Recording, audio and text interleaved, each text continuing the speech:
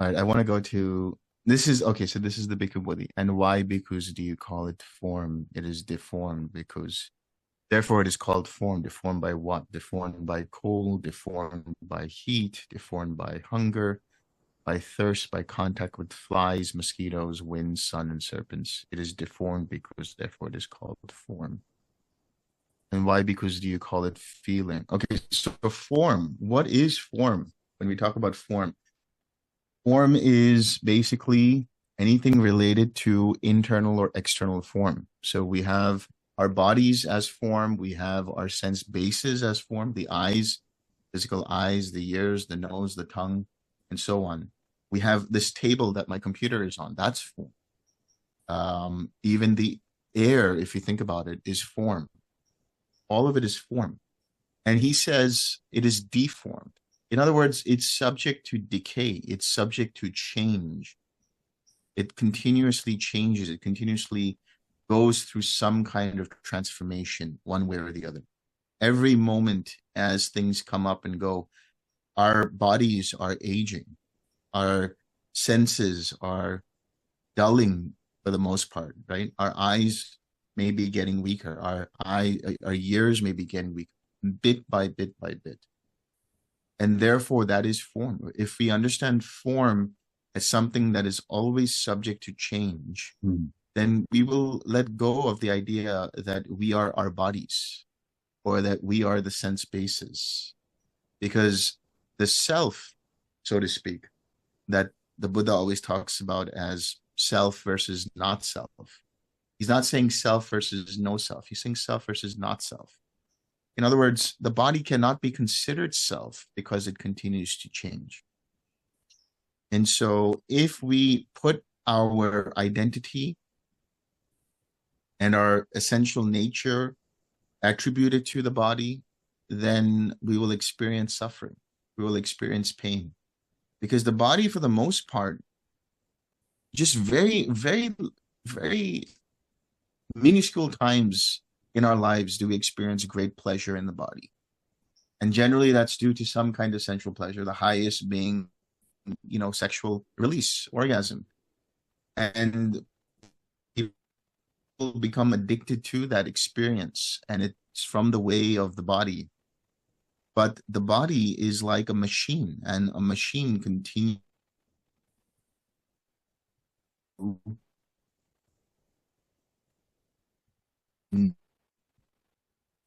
to needs and all these things that we carry around throughout our lives. Sometimes we gain weight, sometimes we lose weight. In my own experience, I had experienced so many different pains in the body after I came back from the Himalayas around 17 or 18. No, it was 17.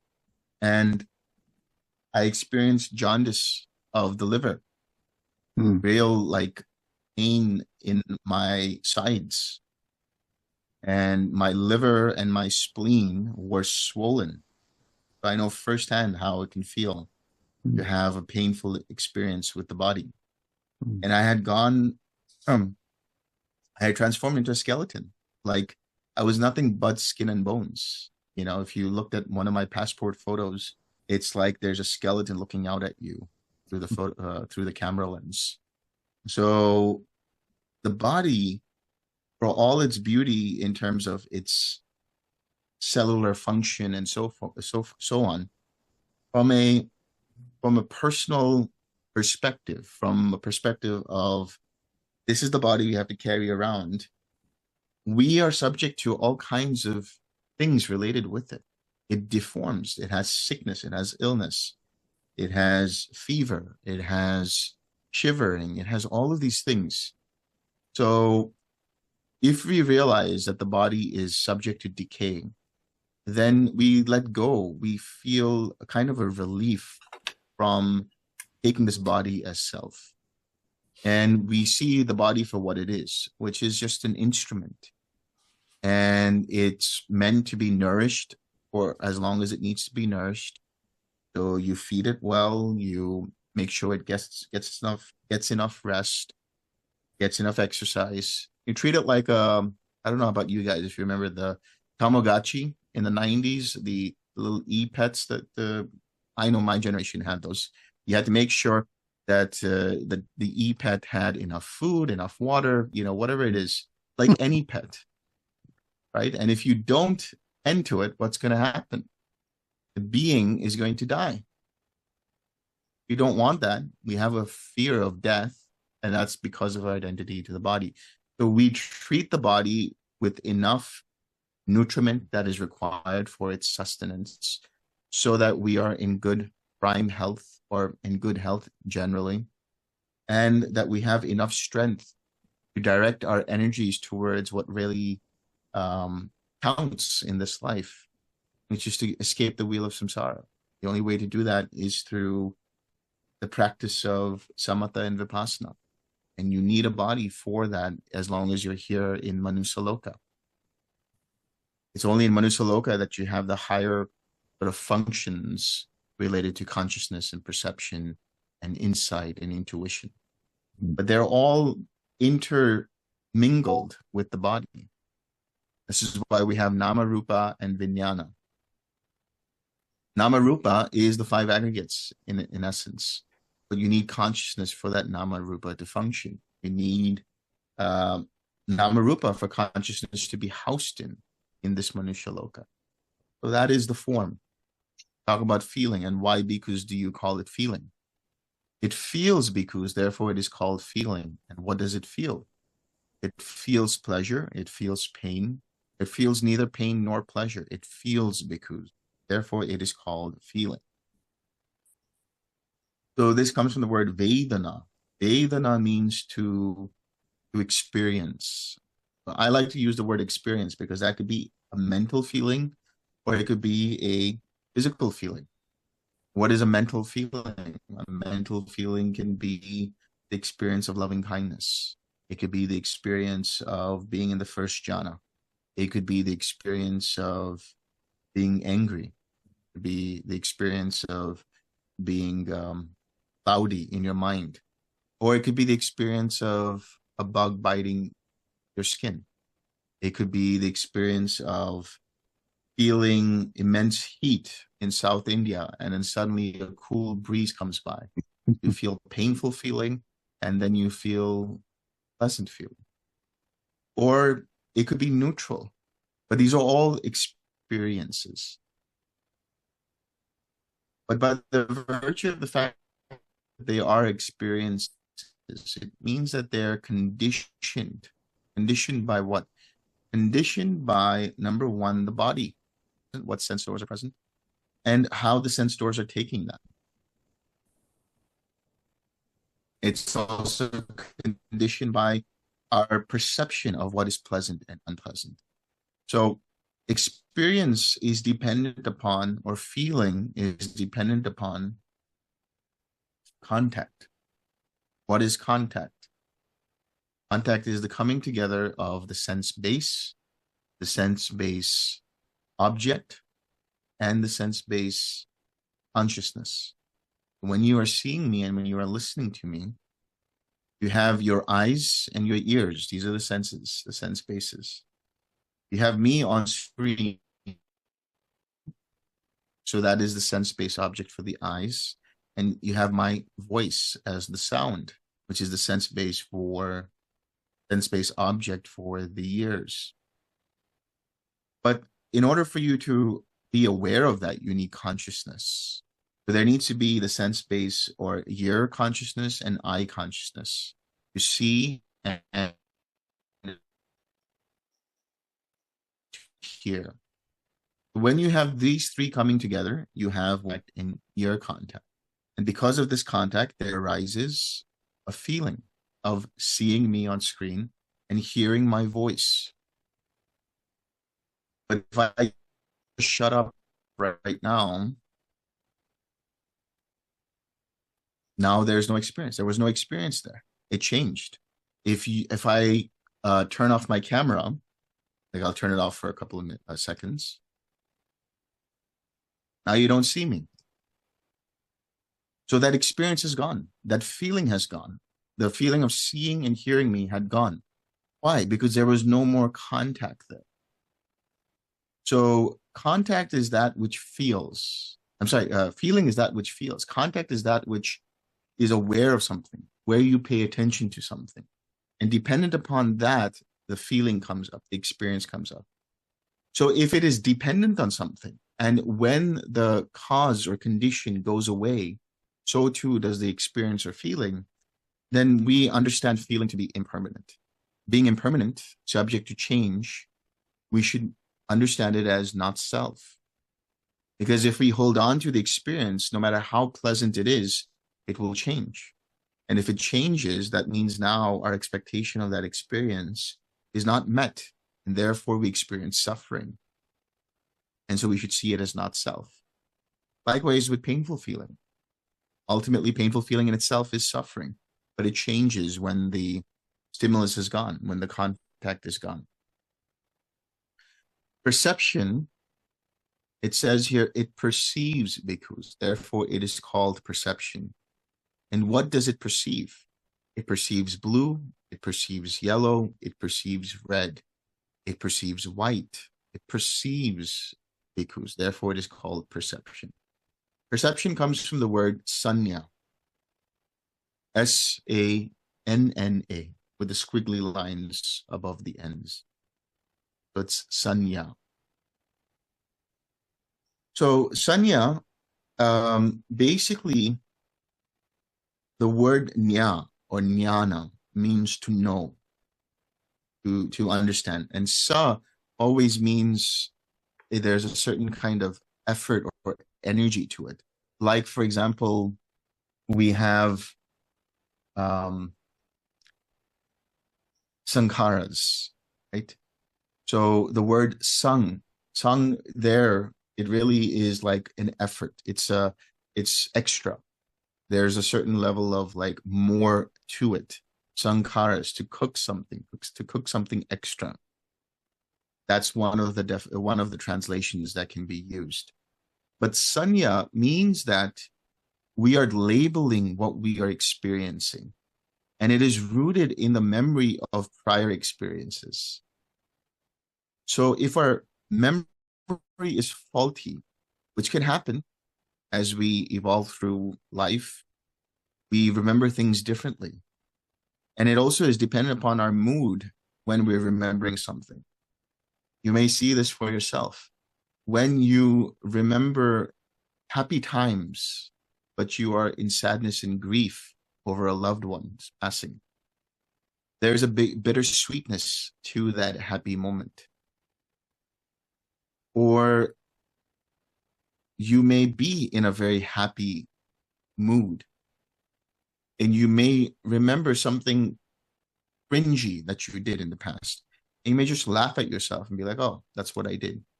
So the perception was different dependent upon how your mind was taking it in that moment, and dependent upon how your mind was remembering it.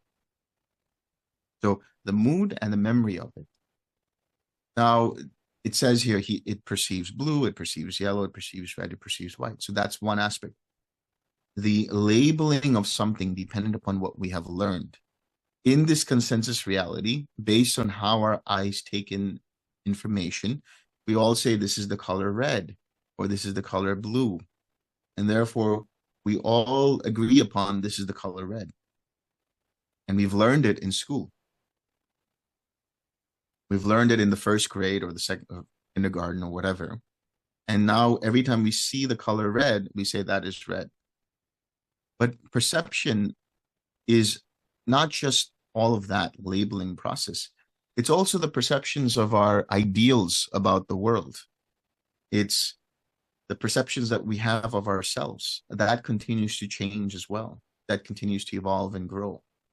Therefore, perceptions being conditioned by how we see the world, how memory is interdependent with perception. We understand perception too as impermanent, therefore liable to change, therefore potentially causing suffering, and because it's impermanent and suffering, not to be seen as me, mine, or myself.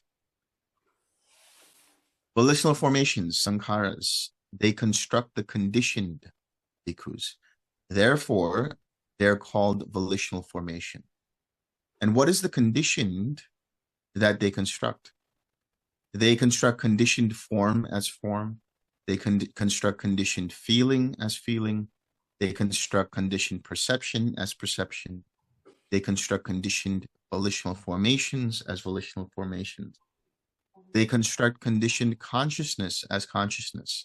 They construct the conditioned bhikkhus. Therefore, they're called volitional formations. So when we talk about sankharas or volitional formations, there are three types. There are mental, verbal, and physical. So they are literally the ones and zeros of this matrix, because they are enabling for the mind to feel and perceive what is being brought in through the sense bases. They are enabling the function of breathing in and out and other physical aspects of the body. They are enabling this process of the mind to reflect and contemplate what is being experienced and express it in speech. Therefore, they're called verbal formations. They are conditioners. That's what they're saying. They construct the condition. They create our reality. And they are dependent upon our volition. Our volition is interchangeable with our intentions. Our volition to do this or that has an effect on the subsequent arising of formations. And when our intentions, our volitions are rooted in the unwholesome, there's a tendency for the next arising of formations to gear the mind towards the unwholesome, and thereby condition even consciousness to take in the reality that we're seeing from that bent. Likewise with the wholesome. So formations are rooted in the three kleshas, in the three roots. Kilesas. Kleshas is the Sanskrit. That is greed, hatred, and delusion. Greed is that potential energy that is like, this is me, this is mine. I want more of this for me, for mine. Hatred is, I don't like this, and I'm pushing it away. And delusion is the misperception of what is impermanent as permanent, what is suffering as happiness, what is not self as self. And the formations carry forward those roots and enable the mind to experience karma, but also act out of that sense of me, mine, or myself, which creates further karma. So how do we escape that? We have to understand that in every given moment, there is a choice. And in that moment of choice, we can tend towards the wholesome or the unwholesome. And as we tend to the wholesome, we are letting go of the idea that there is a person doing this. We see it all as a process, because that is what it is. Ultimately, this body, feeling, perception, formations, consciousness, they're all processes. They're all different kinds of vibrations that are happening throughout this samsara. But they are collated and collected and creating an experience for us. And there is a me, mine, or myself dependent upon the volitional formation of taking things personally that takes them and it creates this sense of karma, that I am the doer. I am the one who intended this. I am the one who acted on this. And therefore, I just continue to create that loop. But if I decide to disengage through the process of sila, samadhi, and panya, then I'm able to actually go through the process of the jhanas, experience disenchantment and dispassion, which means I disengage and see things for what they are. That's Yata Bhuta Jnana Dasana. And by seeing things for what they are, I don't get caught up in the experience. I just experience everything fully without adding or allowing the immediate reaction of ownership to the experience. So all we have to do is we let go of that this is me, mine, or myself. Everything in this world that we experience, everything in this reality is conditioned. You can think of it this way. Everything is borrowed. We are living on our karmic credit. Whatever we're experiencing is dependent upon things that we've done in the past. And there are other causes and conditions external to that. The environment, the climate, disease, imbalance in the body, not necessarily of our own making. But we can only see it as this is what we have to inherit. And if you look at it that way, without adding to it, by causing the sense of doership and ownership to the experience, we are just letting it process through until there's nothing left of that particular karma, or to the extent that that karma becomes so weak that it becomes imperceptible. There is another sutta about this where the Buddha talks about if someone had loving kindness, for example, that analogy that he uses is if you were to put salt into a cup of water and you drink it, it's salty. If you put the same amount of salt into a freshwater lake, it's very difficult for you to taste the salt because it's been so dispersed. It's the same when our minds are clarified and purified through the power of continuous, consistent practice of sila, samadhi, and panya, that whatever karma arises, when it seemed like it was so bad, when it seemed like it was so intense, now, because of our practice, it's only this. We go from, how do I escape this? How do I deal with this? To, oh, it's only this. And that's a natural process that happens. And why, bhikkhus, do you call it consciousness? It cognizes, bhikkhus. Therefore, it is called consciousness. And what does it cognize? It cognizes sour. It cognizes bitter. It cognizes pungent. It cognizes sweet. It cognizes sharp. It cognizes mild. It cognizes salty. It cognizes bland. It cognizes. Therefore, it is called consciousness. This word cognize means to be aware of something. You need the light of awareness for feeling and perception to arise. If you recall, Majjhima Nikaya 43, which is the dialogue between Sariputta and Mahakotthita, there it says, that which we feel, we perceive, and that which we perceive, we are aware of, we are conscious of. And these three go around: feeling, perception, and consciousness. So when we're saying cognizing, it comes from the word vijnana. Jnana, again, I said is to know something. V is to divide. It's the knowledge that is divided between or among the six sense bases. So when we say it cognizes that it's pungent, there's a perception that this thing is spicy or pungent, but we're aware, which is the bare cognition of something, the bare awareness of something. This has nothing to do with the Brahman, the universal consciousness, or anything like that. It is just that when there is an attention to something, then we become aware of that experience and we feel and perceive it. So when your attention is diverted from that experience to something else, you are no longer cognizing that thing, but you're cognizing the something else. If I were to give you a sliced piece of jalapeno and you eat that, you would feel the taste of it. Therefore, you'd be tasting. You would perceive that it's spicy and you're aware that it's spicy. So now your attention is on the tongue that this thing is spicy.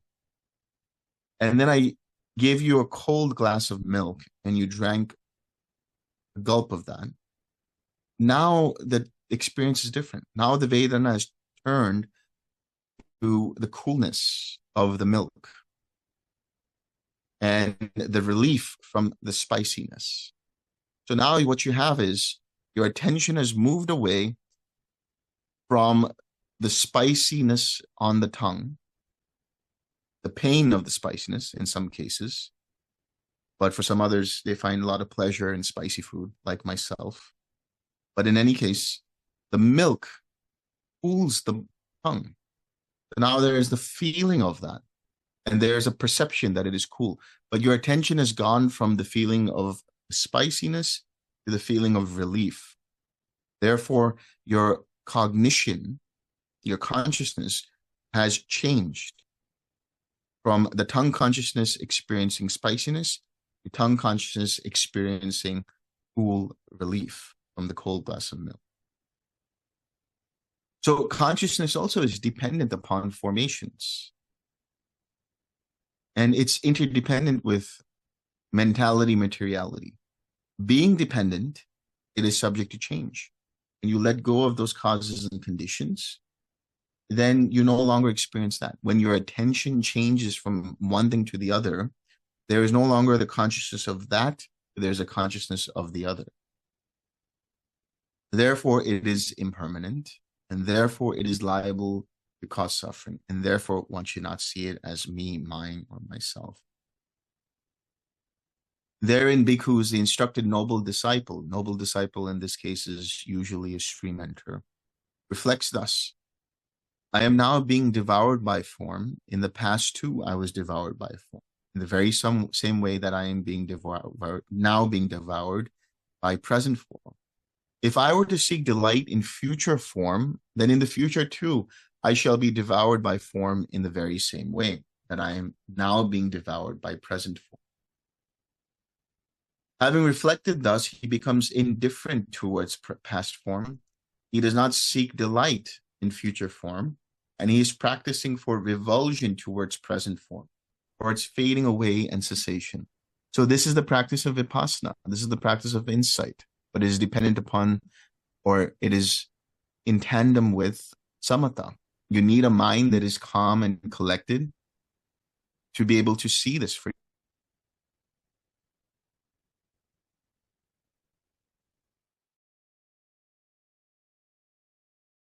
I felt this way about it. In the past, it says here, he becomes indifferent towards it, which means you have let go of identifying with that past form or feeling.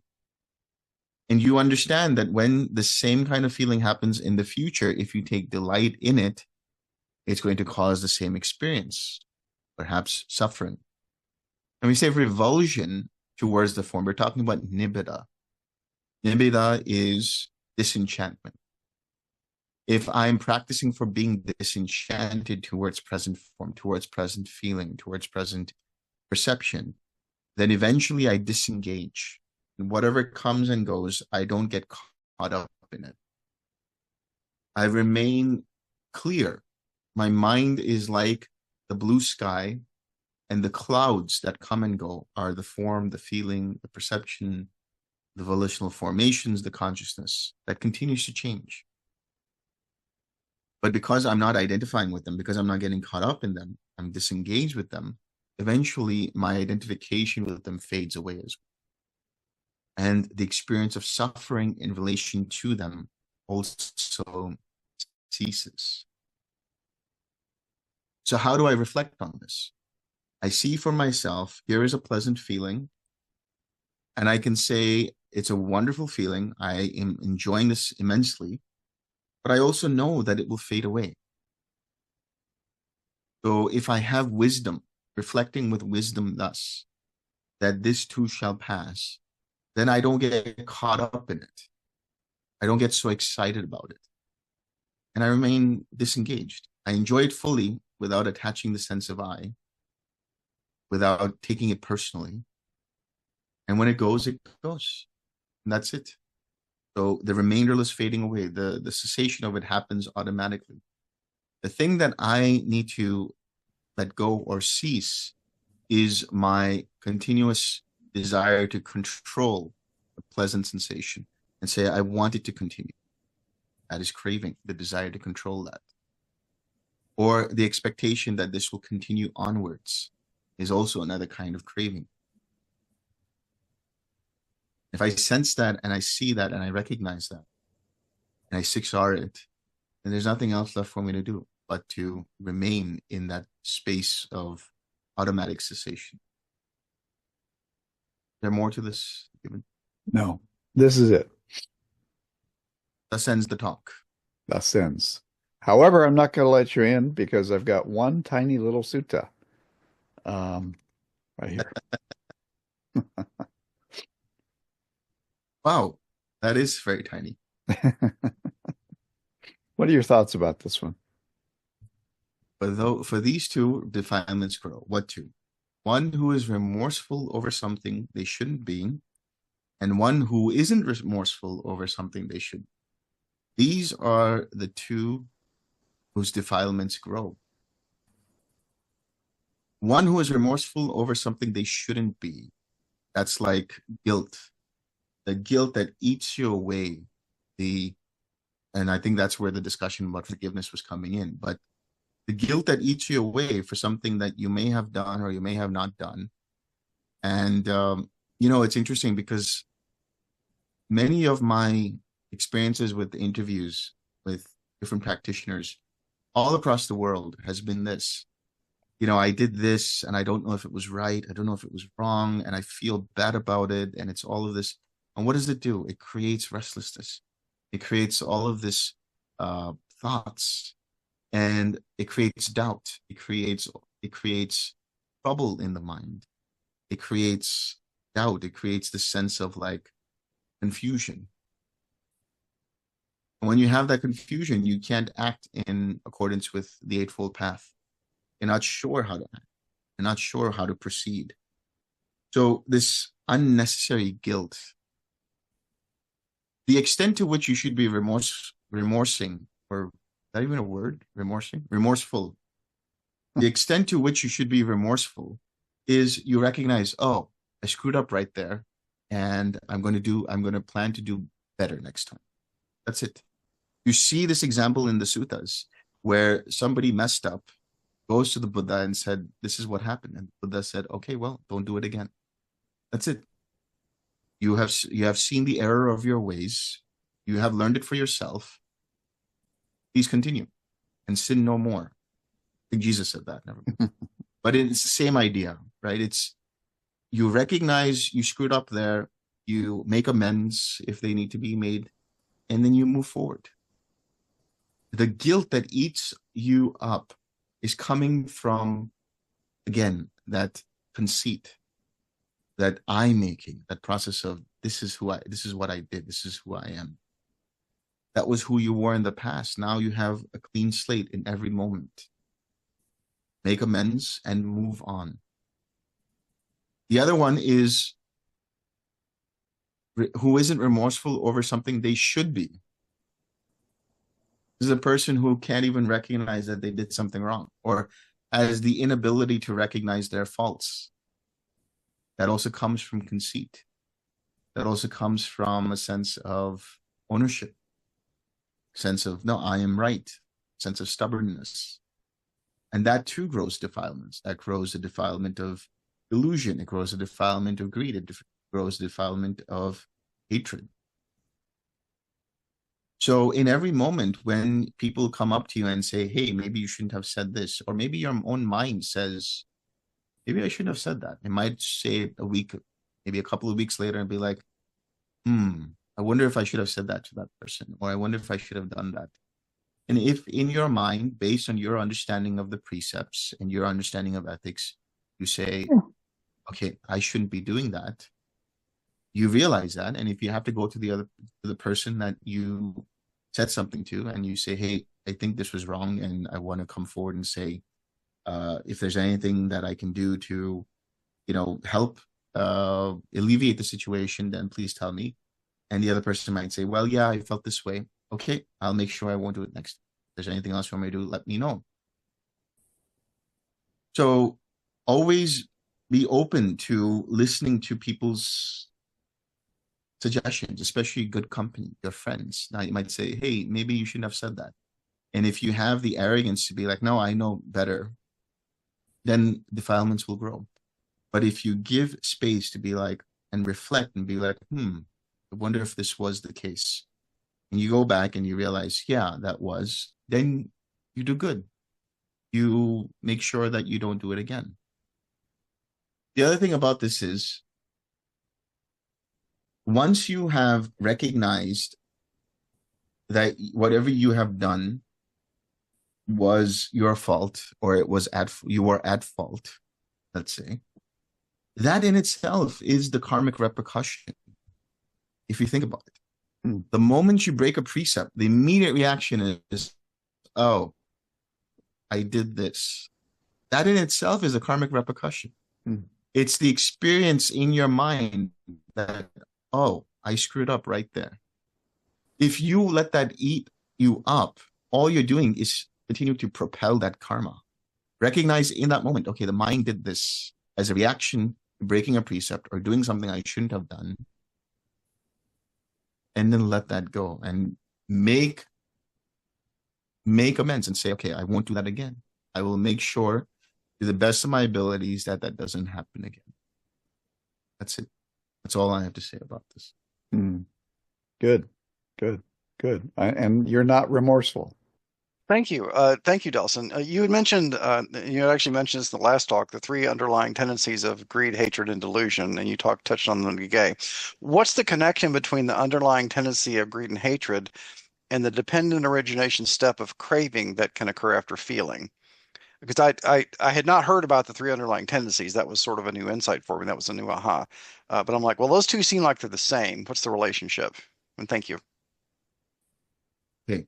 So you can think of them in this way, that the greed, hatred, and delusion, which are the roots, are literally those. They're like in seed form, based on previous interactions rooted in craving, or actions, I should say, rooted in craving, where I acted out of craving, and thereby I strengthened the roots so that in the next subsequent moment, when something like that happens again, my mind has a tendency to deviate towards that based on whatever feeling arises. So the craving is the fruition, let's say, it's the fruit, and the greed, hatred, and delusion, they are the seeds. Therefore, they're the roots. And if the roots get stronger, then the fruit just gets better. But if I start to hack away at the roots by changing the way I behave based on the fruits, and I throw them away, the fruits of craving, by letting them go, then eventually the roots will weaken. And I take away the seeds, and I make sure that there's no nutriment given to the seeds. Then I'm also making sure that the roots not only are weakened, but no further fruits of craving arise. That's the way to look at it. Thank you. I think we've been properly devoured.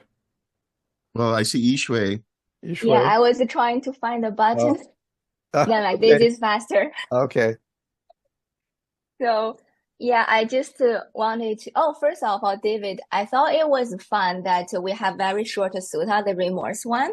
Then people started sharing, and then you see how people see the same sutta very differently. That's very helpful to see the different perspectives. But then I realized when Delson was talking, then I kind of take his words at face value. It did not trigger any thoughts, right? Because, I guess that's very interesting experience. So I just wanted to share some thoughts that was triggered when people were discussing that sutta before Delson came. So I want to. Yeah, I think what you're saying is when you're like given a talk, you just listen to the talk, and Right. you're studying like a sutta study session where everybody just equally involves in it and they have to think about it and really, yeah, it's a great point. Yeah. I just realized I never really thought about it before. Yeah, right. You didn't think about it. Yeah. That was fun. So since I now thought about it, so I want to share the remorse one. I want to tie it back to the practice because actually Kayla and I were talking about this week. So I wanted to share some thoughts because the practice, to simplify, is just replacing unwholesome with wholesome. And this one is basically, discernment of unwholesome and wholesome, which is actually a skill we cultivate as we practice more. And this sutta feels like it's giving an example of that, let's say principle, whatever, but in remorse and blah, blah, blah. But it's still just discerning, let's say, Tanha and Chanda. And also the other pair would be, I don't know the Pali, but like aversion and wholesome aversion, like, unwholesome, I don't want to do it, right? So it's like growing moral campus. And as it's so interesting, it's like a circle because the more you practice, the more you can discern unwholesome and unwholesome. It's actually highly individualized. Even the same action from outsider's view, it could be wholesome or unwholesome. We don't know, right? Depends on the person's intention. So I just thought Buddha was so cool because in the beginning, it's very difficult to discern wholesome and unwholesome. Then he give you precepts. There are certain things that's more universal that, if you don't know what to do, just do this. Then as you practice more, you grow this faith, this is unwholesome. And the examples we talked about, like a shoplifter, seems more like universal ethics or whatever. But the cool thing is really the individual, very little tiny things, everything you do 24/7, and you will have doubts. But as you practice more, you're just know what to do. It's never ending circle, kind of like a chicken egg, but then the Buddha gave you the menu in the beginning.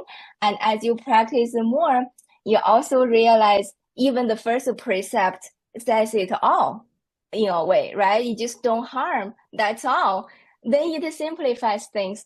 So I just thought that was very cool what the Buddha did, give you everything, and also so like detail oriented to give you different examples to say the same thing, like say remorse. That makes us easier to understand what action to take in particular cases and grow our own path and our own faith. And, it's, a lot of gratitude towards that I wanted to share.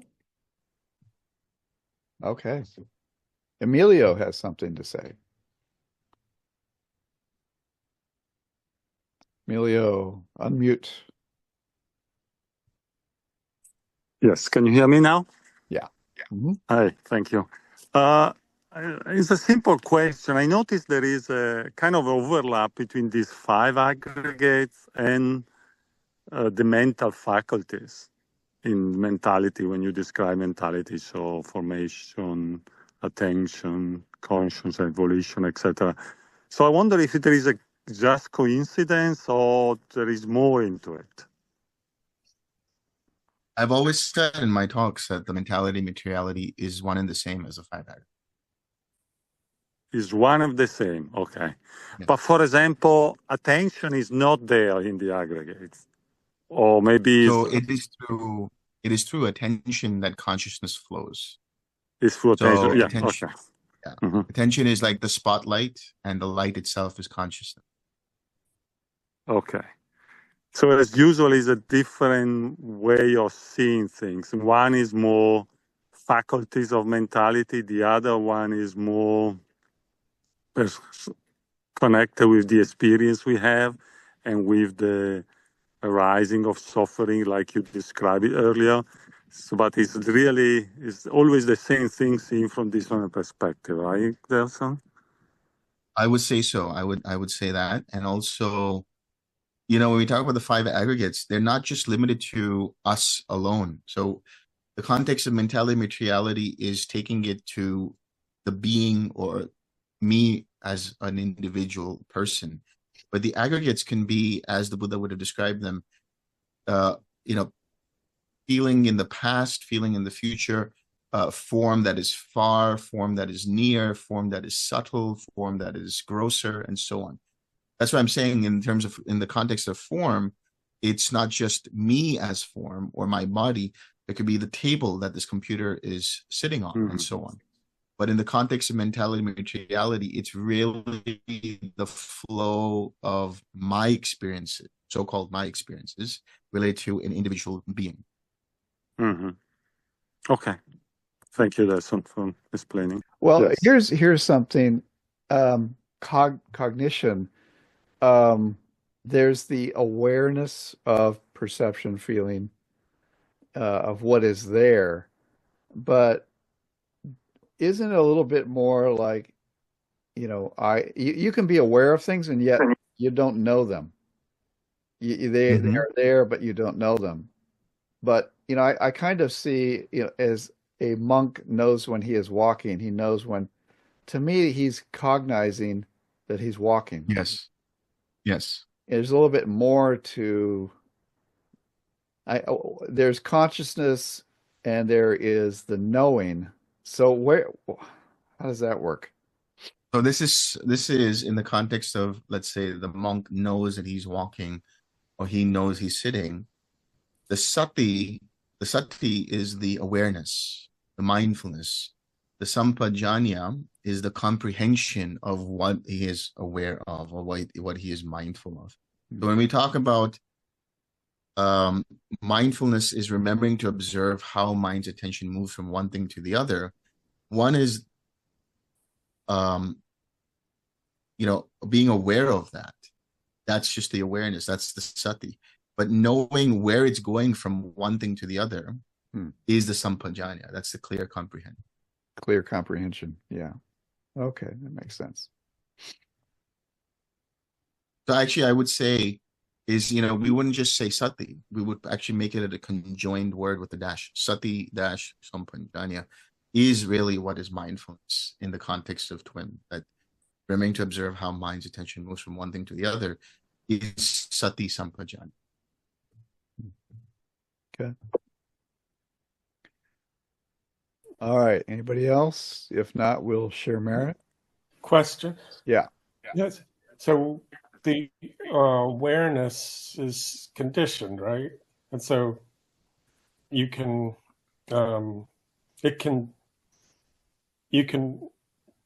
drop awareness, right? Yes, of course. It happens all the time. And then is that the cessation? No, not necessarily, because as I was saying, when you are paying attention to one thing, now the awareness of the previous thing has gone away. So in that sense, it ceased. And now a new awareness has arisen based on what the new thing has arisen. But the total cessation means of consciousness means that there's no consciousness diverted outward or inward or anywhere. It has completely ceased because there's no fuel for any more attention. And if there's no more fuel for any attention, then not only the attention ceases, but also the consciousness dependent upon that attention.